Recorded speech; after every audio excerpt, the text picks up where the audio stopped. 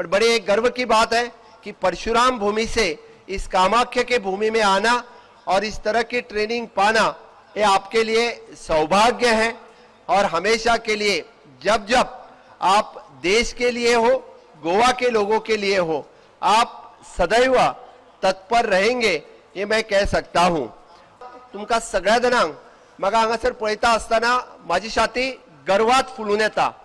हांव गोंयांतल्यान आसामाक येता आसतना म्हाका दिसतालें की हांव तुमकां सगळ्या जाणांक मेळ्ळ्या उपरांत खरोखरूच म्हाका एक आनंद व्यक्त करीन दिसता की 10 महिने तुम्ही काडिल्ले कष्ट, 10 महिने तुम्ही काडिल्ले हांगासर केल्ली ट्रेनिंग ही सातत्यात तुमकां आसाम पुलीस ट्रेनिंगाची तुमकां याद दवरतलेच।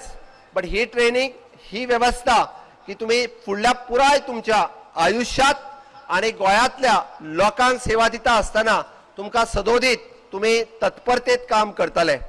आम्ही सगळेजण हे नव भारताच्या निर्माणी खातीर सदोदीत सातत्यात काम करतले।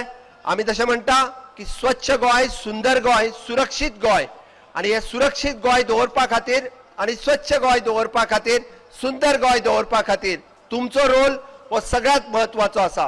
म्हाका विश्वास आसा की ज्या तरेन तुम्ही 700 जणांनी हांगासर ट्रेनिंग घेतल्या त्या येता त्या फुडल्या पिरियडात तुम्ही स्वच्छ गोंय, सुरक्षित गोंय दवरपा खातीर सदोदीत तत्पर आसतले।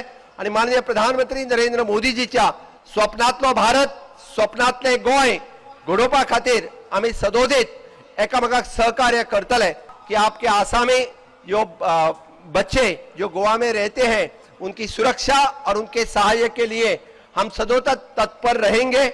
आप लोगों को याद रहना चाहिए कि आप लोगों ने आसाम में ट्रेनिंग लिया, कभी आपको कोई आसामी गोवा में मिले तो उनको अपने भाई और बहन के तरह ट्रीट करना न भूलना। वो भी अपने पूरे देश भर के सभी लोग अपने भाईचारा से रहेंगे और